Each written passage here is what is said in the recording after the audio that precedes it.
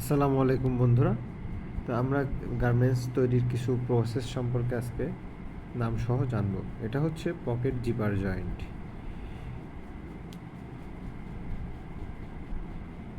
এটা বারটেক।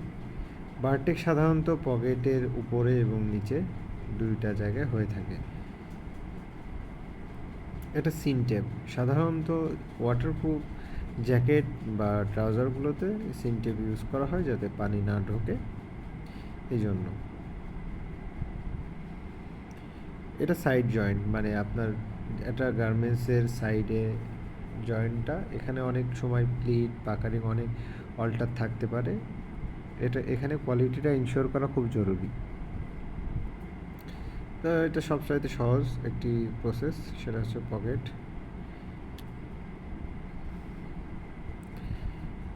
এটা quality check table.